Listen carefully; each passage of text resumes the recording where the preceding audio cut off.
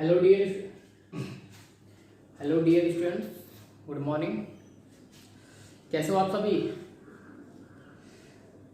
तो आपको पता है कि आप मैथमेटिक्स में रैशनल नंबर के बारे में एक्सरसाइज 1.1 के बारे में पढ़ रहे थे और एक्सरसाइज 1.1 में क्वेश्चन नंबर 9 तक के सारे क्वेश्चंस के बारे में डिस्कस कर लिया गया था और उसमें से कुछ क्वेश्चंस आपके लिए छोड़े गए थे, ठीक है, ताकि आप उसे सॉल्व करो और अच्छे से समझो, ठीक है।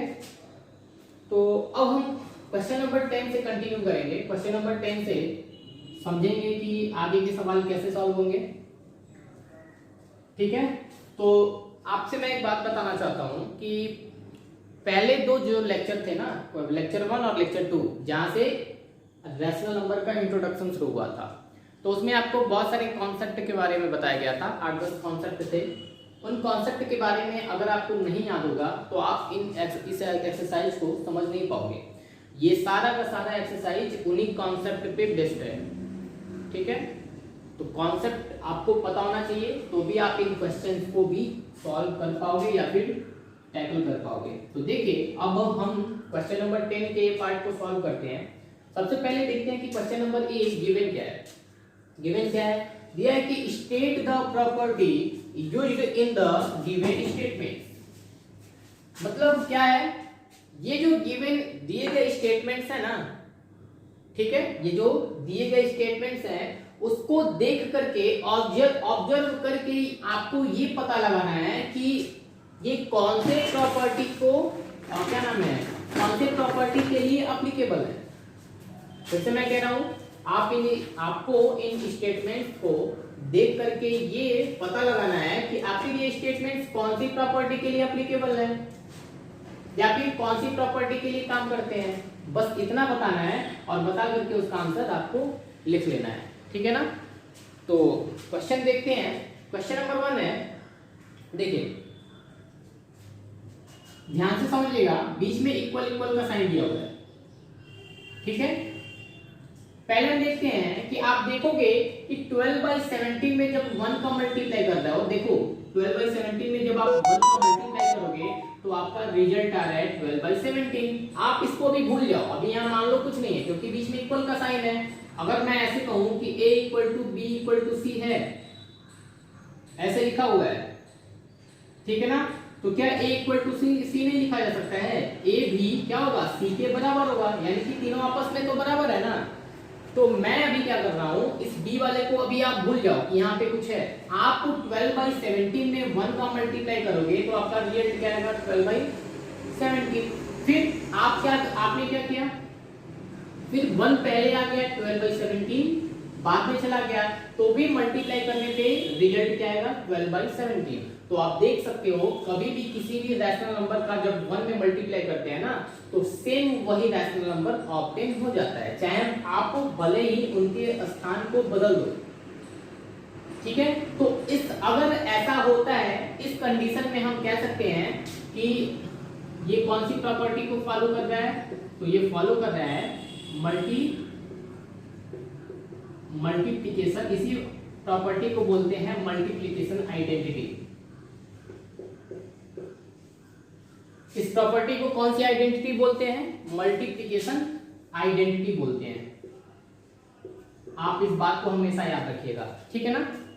दूसरी बात, अगर इन प्लस की जगह पे, अगर इन मल्टीप्लाई की जगह पे आप इसके पहले पढ़ चुके हो, ऐसे मान लो कोई रैशनल नंबर है 2/5, बीच में प्लस का साइन है, उसमें आप 0 ऐड करो या फिर 0 में 2/5 को ऐड करो, तो आपका रिजल्ट क्या आता है, 2/5। तो आप कहते हो कि 0 यहाँ पे क्या है, 0 आपका है एडिटिव, अब प्लस का साइन है तो इसलिए एडिटिव लिखोगे आप, ठीक है ना।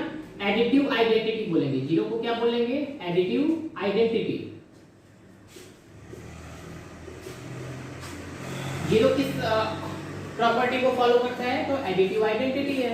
तो ऐसे ही यहाँ पे तो प्लस का साइन है नहीं, यहाँ पे तो मल्टीप्लाई का साइन है, तो मल्टीप्लाई करोगे तो दोनों कंडीशन में जगह को चेंज करने के बाद भी आपका रिजल्ट 12/17 ही आता है। यानी कि आप कह सकते हो कि ये जो स्टेटमेंट है वो मल्टीप्लिकेशन आइडेंटिटी को फॉलो करता है या फिर मल्टीप्लिकेशन आइडेंटिटी पे काम करता है, ठीक है ना। क्वेश्चन नंबर 2 देखते हैं। क्वेश्चन नंबर 2 आप देखो, सॉरी बी पार्ट, बी जैसे आपका ए पार्ट है वैसे सेकंड वाला बी पार्ट है। तो आप क्वेश्चन 1 और क्वेश्चन 2, सॉरी क्वेश्चन बी भी देख लेते हैं, पहले क्वेश्चन सी को सॉल्व कर लेते हैं। ठीक है, क्या दिया है कि 1/3 into 2/5 equals 2/5 into 1/3।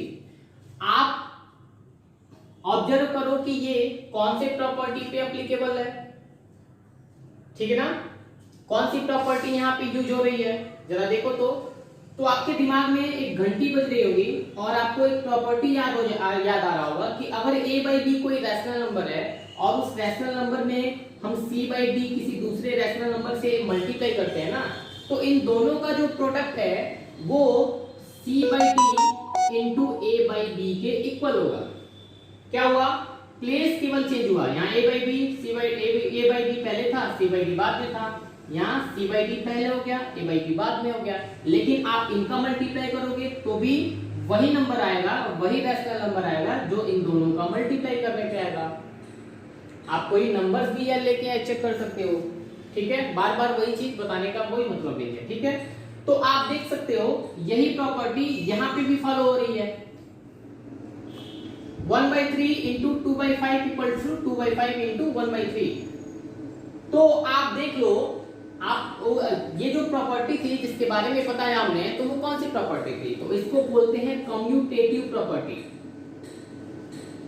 Commutative property में तो यही होता है ना, क्या होता है कि एक रैशनल नंबर में दूसरे वाले से मल्टीप्लाई करो तो दोनों का प्रोडक्ट वही होगा, जो क्या नाम है, उनका जगह बदलने पे उन दोनों रैशनल नंबर को मल्टीप्लाई करने पे जो प्रोडक्ट आएगा उनके बराबर।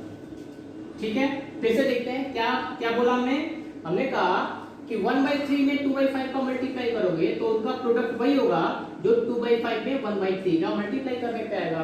तो अगर ऐसा क्वालिटी है तो इसी को बोलते हैं कम्यूटेटिव प्रॉपर्टी। और आपने पढ़ा था कि कम्यूटेटिव प्रॉपर्टी एडिशन पे, मल्टीप्लिकेशन पे, दोनों पे काम करती है।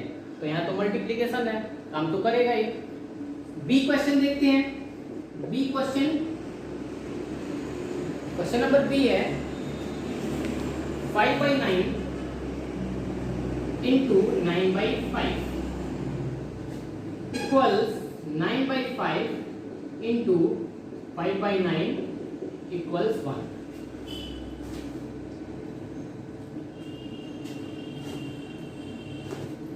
आप पढ़ चुके हो, अगर मैं आपसे कहूं ध्यान से समझना, 5/9 है, आप इस पहले पैटर्न को देख लो अच्छे से और इसको सोच लो कि आखिर इसका आंसर क्या हो सकता है। ऑब्जर्व करो, दिख रहा होगा आपको। आप देख रहे हो कि यहाँ 5/9 है और जस्ट सेकेंड वाला जो रैशनल नंबर है वो इसका ठीक उल्टा है, यानी कि इनवर्स है। 5/9 का इनवर्स 9/5, यानी कि 9 न्यूमरेटर में गया और 9 न्यूमरेटर में गया और 5 किसमें आ गया, डिनोमिनेटर में आ गया। ठीक वही चीज यहाँ पे है, 9/5 पहले है तो उसका इनवर्स 5/9 है। तो आप एक चीज के बारे में पढ़े थे कि अगर मैं कहूंगा कि 5/9 का मल्टीप्लिकेटिव इनवर्स क्या होगा, अगर मैं आपसे पूछूं कि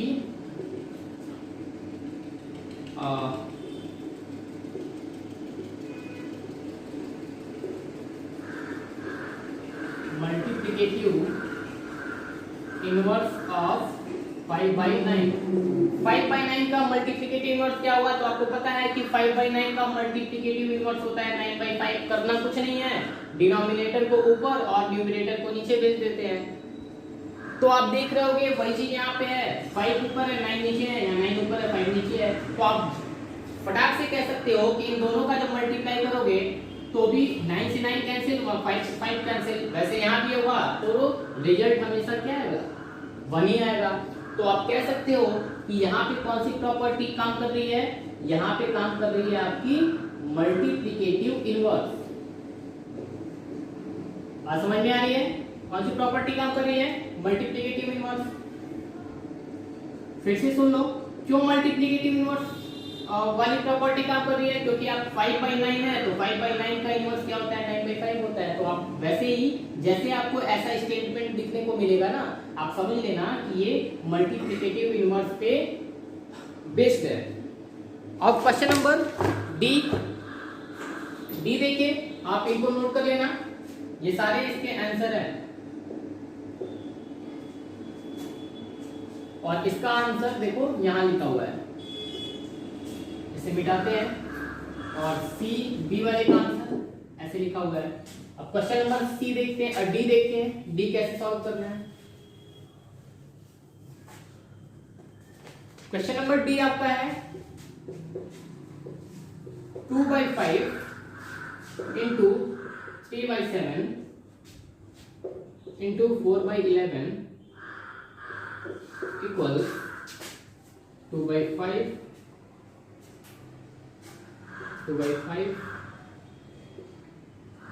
इंटू 3/7 इंटू 4/11। आप इस स्टेटमेंट को ऑब्जर्व करो और बताओ जरा तो ये कौन से प्रॉपर्टी पे कौन सी प्रॉपर्टी पे काम करता है, यहाँ कौन सी प्रॉपर्टी यूज हो रही है बताइए आप। तो आप देख रहे हो, आप इसको ऑब्जर्व करो, आप एक प्रॉपर्टी के बारे में पढ़ चुके हैं, एसोसिएटिव प्रॉपर्टी।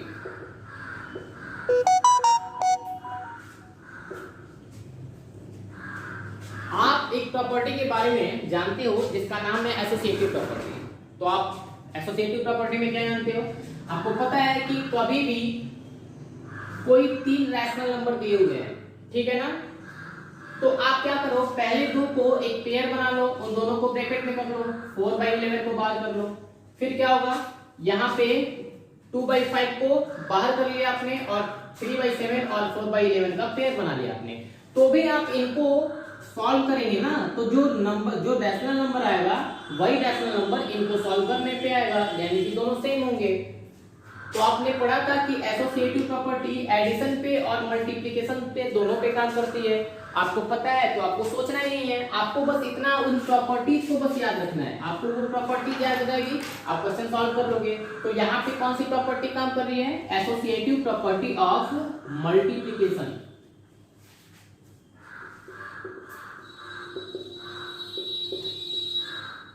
ठीक है ना, अगर यहाँ पे प्लस का साइन होता बीच में, अगर बीच में प्लस का साइन दिया होता तो क्या करते आप, लिखते, अगर सब जगह प्लस का साइन होता तो लिखते आप associative property of addition, multiplication की जगह एडिशन हो जाता। लेकिन क्या है, यहाँ पे प्लस का साइन तो है नहीं, मल्टीप्लाई का साइन है, इस वजह से आप लिखोगे यहाँ पे कौन सी प्रॉपर्टी यूज हो रही है, एसोसिएटिव प्रॉपर्टी ऑफ मल्टीप्लिकेशन। चलिए आप ऐसे ही क्वेश्चन नंबर डी देखिए, डी के बाद कौन सा क्वेश्चन है, ई क्वेश्चन देखो, क्वेश्चन नंबर ई देखो, ई तो सेम है आपका क्वेश्चन नंबर ए के जैसा, ई छोड़िए, ई और एफ दोनों एक जैसा है, उसके बाद जी और एच, ये सारे question A B C D जो मैंने बताया आपका, वही चारों क्वेश्चंस ई एफ जी और एच के जैसे हैं। आप इन क्वेश्चंस को ए बी सी डी के जैसे ही सॉल्व कर सकते हो। फिर भी मैं एक क्वेश्चन आपको बता देता हूं ताकि फिर से आपको कोई कंफ्यूजन ना हो कि कैसे करना है।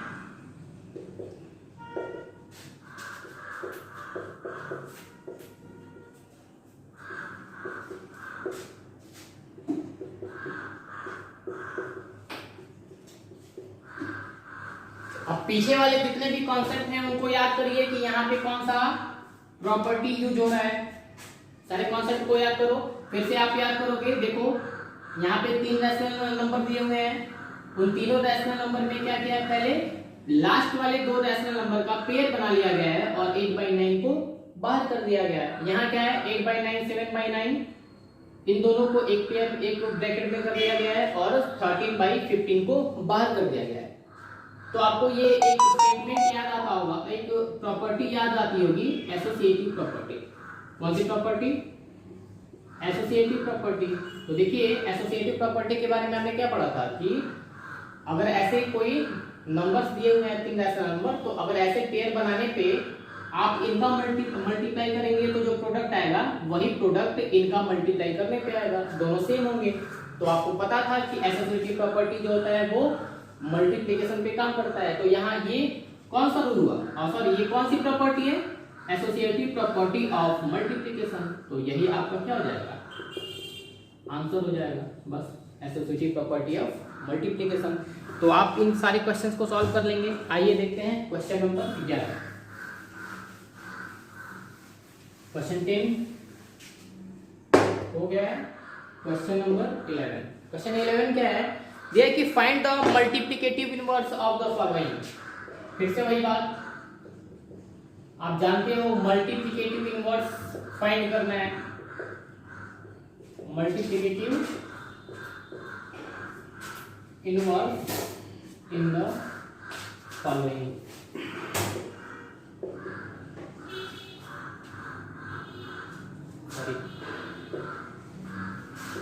कोई भी क्वेश्चन से एक ले लो, -40 है। चलिए बताइए, -4 है, इस -4 का मल्टीप्लिकेटिव इनवर्स क्या होगा?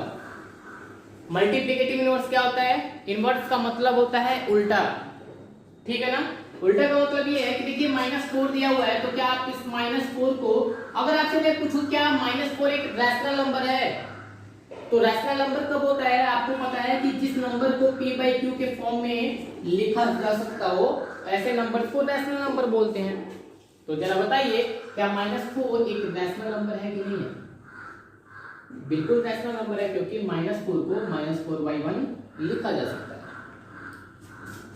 ठीक है ना। तो आप क्या करोगे, -4 को -4/1 आपने लिख लिया। तो मैं अगर ये कहूं आपसे कि -4/1 का मल्टीप्लिकेटिव इनवर्स क्या होगा, तो आप जरा बताओ तो क्या होगा। आपको ऐसे ही लिख करके सारे क्वेश्चन करने हैं। मल्टीप्लिकेटिव इनवर्स ऑफ -4/1, यानी कि -4/1 का मल्टीप्लिकेटिव इनवर्स कितना होगा? तो आपको पता है कि डिनोमिनेटर न्यूमरेटर में और न्यूमरेटर डिनोमिनेटर में आ जाता है, तो 1 को ऊपर ले जाओ और -4 को नीचे ले जाओ, और यही आपका क्या हो जाएगा, आंसर। तो आप इस तरीके से question number A, B, C, D, E और F पार्ट सॉल्व कर सकते हो, ठीक है ना।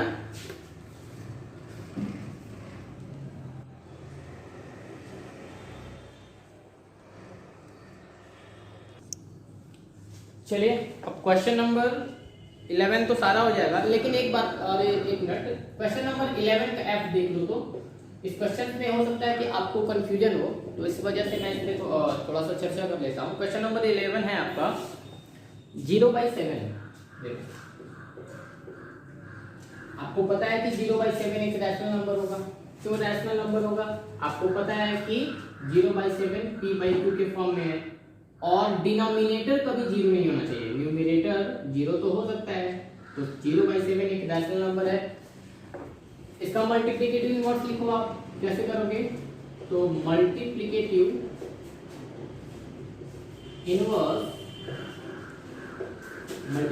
Inverse of 0/7। 0/7 का मल्टीप्लिकेटिव इनवर्स क्या होगा? तो आपको पता है न्यूमरेटर गया और डिनोमिनेटर गया न्यूमरेटर में, न्यूमरेटर आ गया डिनोमिनेटर में, आ गया आपका 7/0। तो आप जरा बताओ तो 7/0 रैशनल नंबर होगा क्या?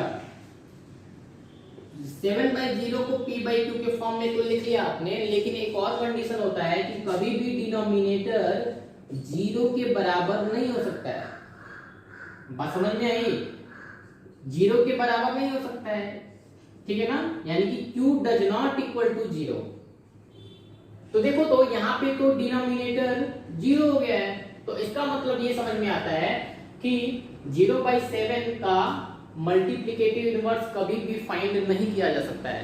क्या आप मेरी बात समझ पा रहे हैं? ठीक है, तो आप लिखोगे क्या? आप लिखोगे यानी कि 0/7 का जब मल्टीप्लिकेटिव इनवर्स नहीं लिखा जा सकता है, गलत है, तो आप सीधी सी बात है इसका आंसर लिखेंगे। ये चीजें मैंने आपको समझाने के लिए लिखा हुआ है, तो आप चाहो तो कॉपी पे नोट भी कर सकते हो, और ना चाहो तो मत करो। तो नो मल्टीप्लिकेटिव इनवर्स, यानी कि इनका कोई मल्टीप्लिकेटिव इनवर्स होगा ही नहीं। No multiplicative inverse.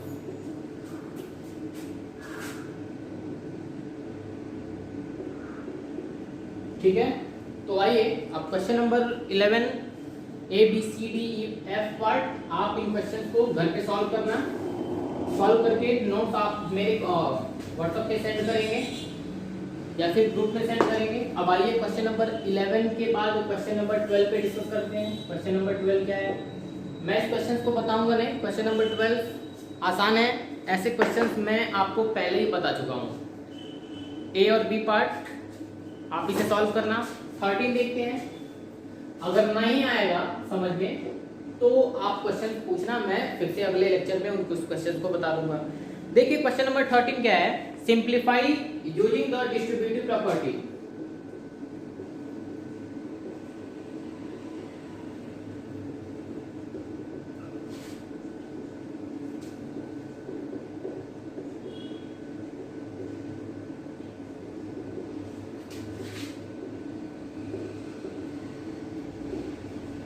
Distributive property of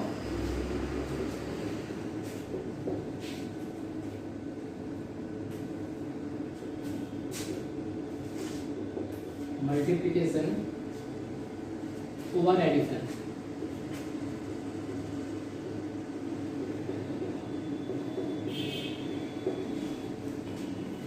एक क्वेश्चन भी नोट कर लेते हैं आपको समझाने के लिए, ताकि 5/8 इंटू -9/7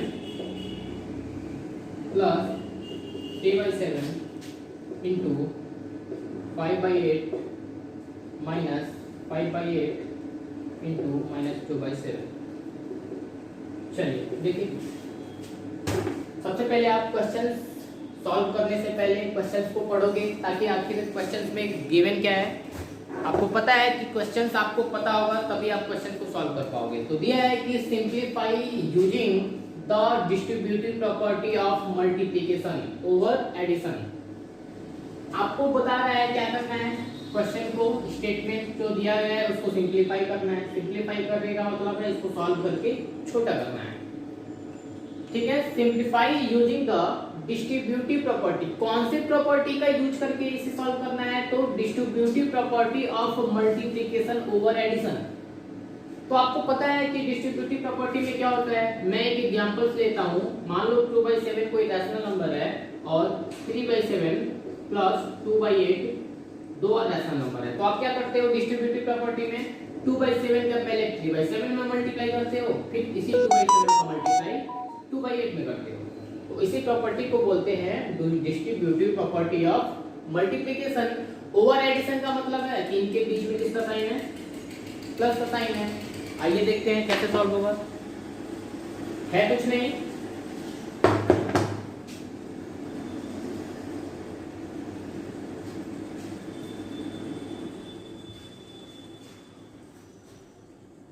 प्लस। देखिए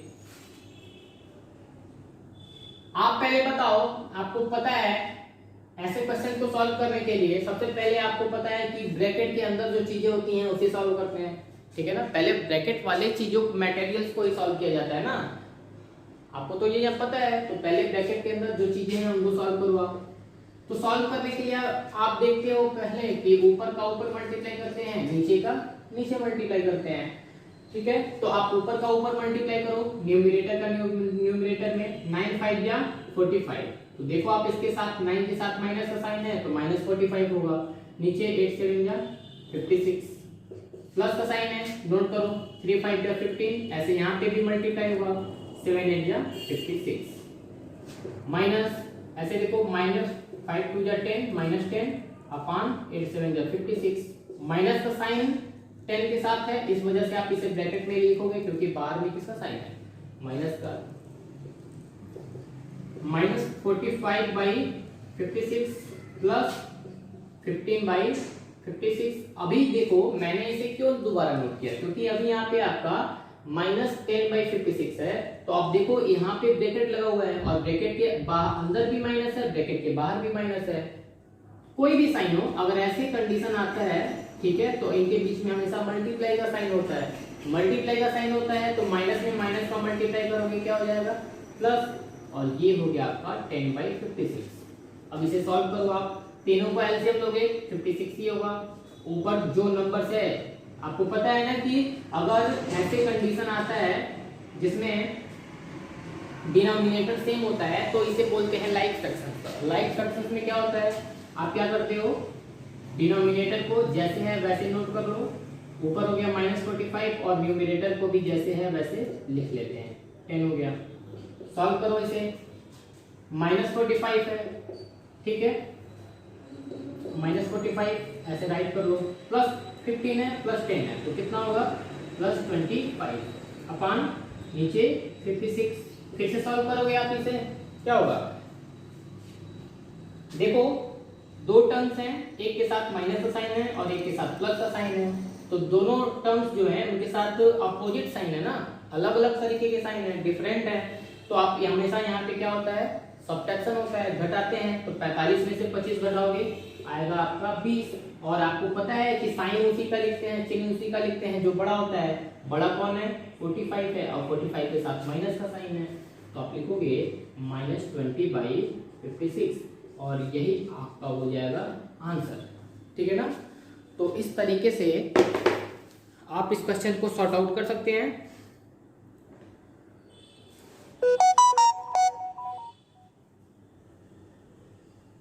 चलिए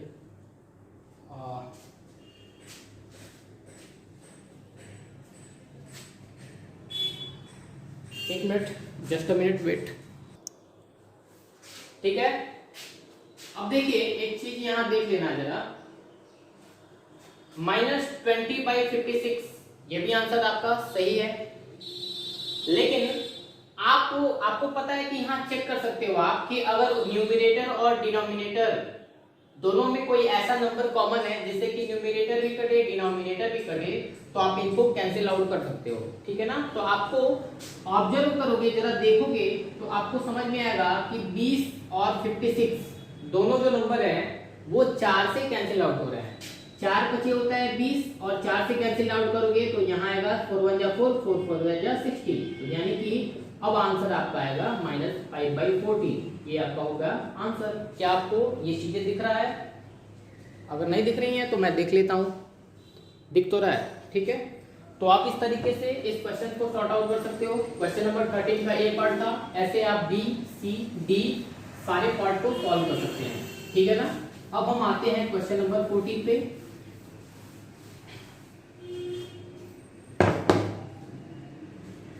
14 देखो,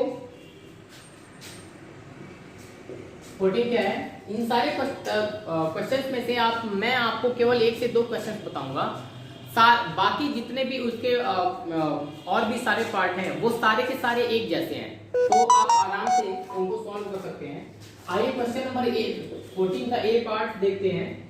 इसमें 4 क्वेश्चंस हैं, हम 4 क्वेश्चन में से पहला वाला क्वेश्चन सॉल्व करेंगे, 4/7 इंटू 5/8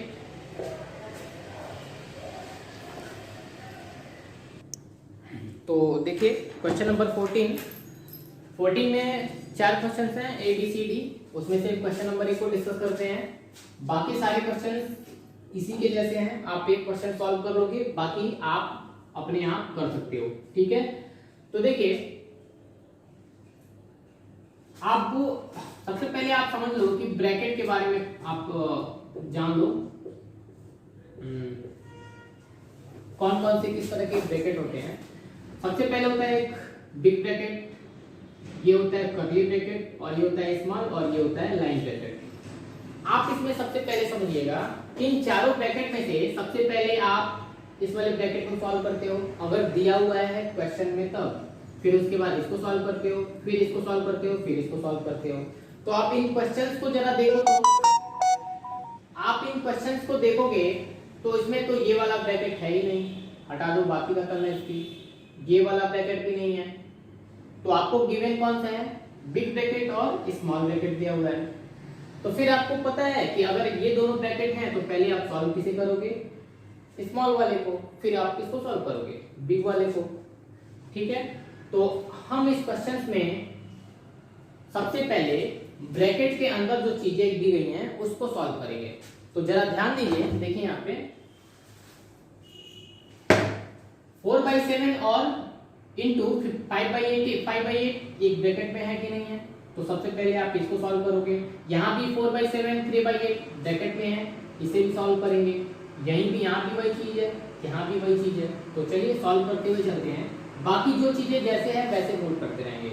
4/7 है, 5/8 है। अच्छा यहाँ पे कोई क्रॉस मल्टीप्लाई करते हो आप कोई कैंसिल आउट होने वाला नंबर है क्या न्यूमरेटर और डिनोमिनेटर से? कुछ कॉमन है क्या न्यूमरेटर और डिनोमिनेटर में? कुछ भी कॉमन नहीं है। जैसे यहाँ 4 है, यहाँ 7 है, तो देखो 4 से 7 कैंसिल आउट होगा क्या? क्या ऐसा कोई नंबर है जो दोनों में कॉमन, जिसके टेबल में 4 भी आता हो 7 भी आता हो? ऐसा कोई नंबर नहीं है। लेकिन आप देख रहे हो कि इस 4 को और इस 8 को देखो, आप देख रहे हो कि 4 और 8 दोनों ऐसे नंबर्स हैं जिसमें कुछ कॉमन नंबर्स आपको मिल सकता है। ठीक है, तो आप कैंसिल आउट करने के लिए क्या करते हो? कोई ऐसे कॉमन नंबर्स को ढूंढते हो जिससे कि न्यूमरेटर भी कट जाए और डिनोमिनेटर भी कट जाए। तो आप देख रहे हो कि 4 अपने आप से कैंसिल आउट हो जाएगा और 4 2 क्या होता है 8 हो जाता है। ठीक है ना, 4 अपने आप से कैंसिल होगा तो 4 1 4 और 4 2 जाए। आप इसको इसलिए कैंसिल आउट करोगे ताकि आपका क्वेश्चन छोटा हो जाएगा। तो छोटा हो जाएगा तो सॉल्व करने में आपको आसानी होगी। अदरवाइज आप सीधे सीधे मल्टीप्लाई करोगे, कैंसिल आउट नहीं करोगे, एलसीएम लेने में दिक्कत होगा आपको, एलसीएम आपका बहुत बड़ा हो जाएगा। चलिए इस वाले क्वेश्चन में आप देखते हैं, इस वाले टॉपिक में रैशनल नंबर 4/7 × 3/8 है। तो जरा यहाँ भी देखो, क्रॉस में चेक करो चाहे ऊपर नीचे चेक करो, तो देख रहे हो कि 4 और 8, यहाँ फिर से देखिए 4 और 8 एक दूसरे से कैंसिल आउट हो रहा है। ठीक है ना, तो आप क्या करोगे 4 1 4 और 4 2 8। दोनों में 4 कॉमन नंबर था ना, जिससे कि न्यूमरेटर भी कट रहा था और डिनोमिनेटर में। ऐसे यहाँ चेक करते हैं तो यहाँ भी देखो कि आप कैंसिल आउट कर, आप मेथड ऑफ कैंसिलेशन का यूज करोगे तो आप देख रहे हैं। अच्छा बताओ 3 और 7 में कोई कॉमन नंबर है क्या जिससे कि 3 भी कटे और 7 भी कटे? नहीं, कोई ऐसा टेबल है ही नहीं जिसके टेबल में, कोई ऐसा नंबर है ही नहीं जिसके टेबल में 3 भी आता हो 7 भी आता हो। लेकिन आप 8 और 6 को लेकर के सोच सकते हो, इन दोनों में क्या कॉमन है? जिसके टेबल में 8 भी है और 6 भी है। तो आप देख रहे हो कि 2 4 या 8 होता है और 2 3 या 6 होता है, यानी कि 2 नंबर है जो 2 है वो इन दोनों में क्या है कॉमन है, जिससे कि न्यूमरेटर भी कटता है और डिनोमिनेटर भी। तो आप 2 3 या 6 और 2 4 या 8 कैंसिल आउट करो। वैसे यहाँ पे देखो